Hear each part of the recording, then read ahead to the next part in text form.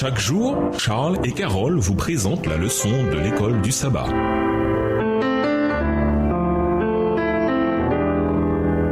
Bienvenue dans votre émission. Dieu nous parle. Nous voilà à la leçon de lundi, dans le lieu très saint. Lisons Lévitique 16, les versets 21 et 29 à 34, Lévitique 23, les versets 26 à 32 et Hébreux 9, les versets 23 à 28. Pourquoi le jour des expiations est-il si important en Israël? Lévitique 16, versets 21 et 29 à 34.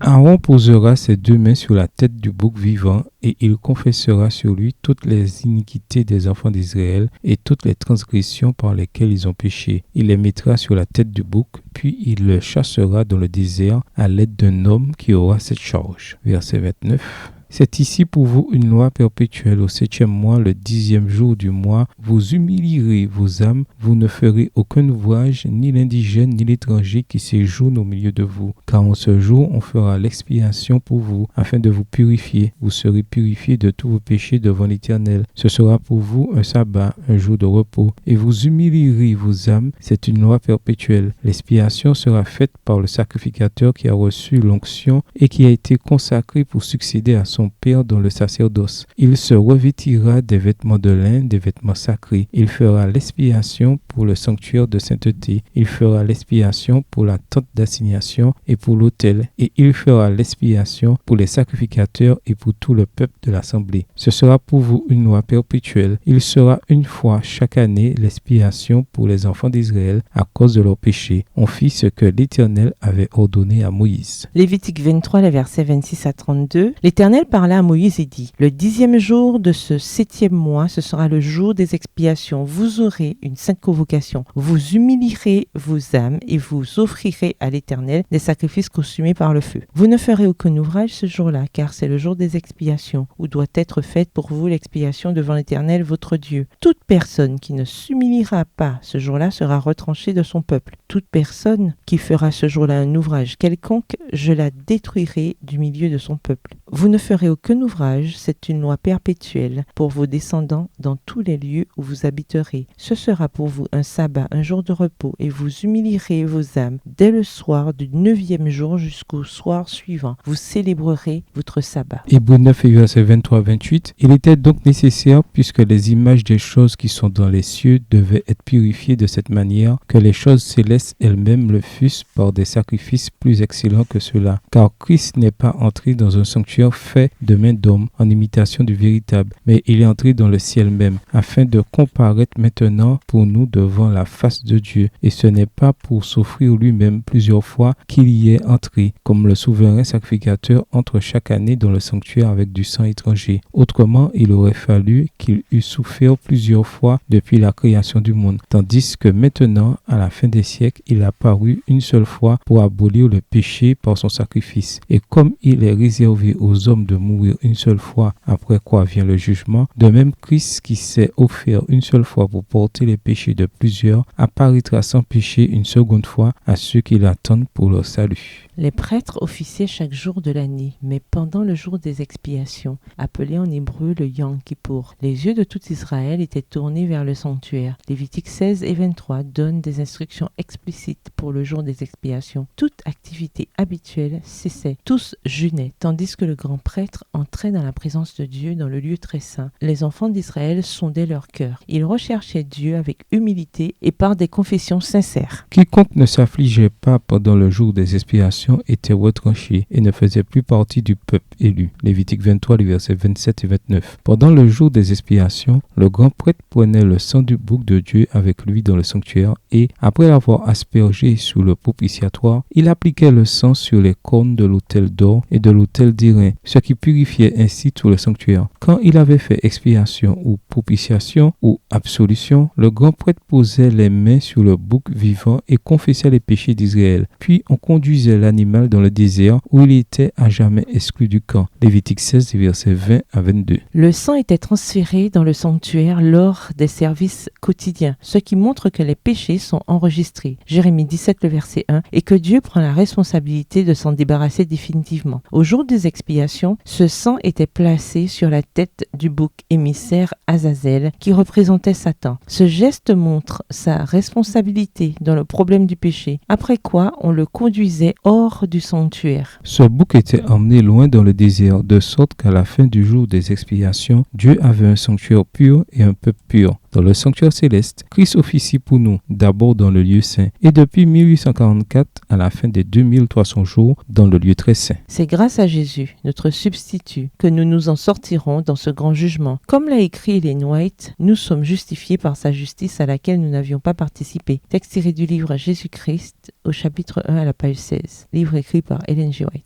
En conséquence de cette justice qui nous est créditée, imputée, nous affligeons nos âmes et nous nous détournons du péché. Cela veut dire que nous ne tolérons pas le mal, que nous n'excusons pas nos péchés, que nous ne nous y accrochons pas, mais que nous grandissons en grâce et que nous menons une vie de sainteté. Quelle est la signification du jour des expiations dans nos vies aujourd'hui? Pourquoi cela devrait-il faire une différence dans notre manière de vivre? Au revoir et à demain si Dieu veut.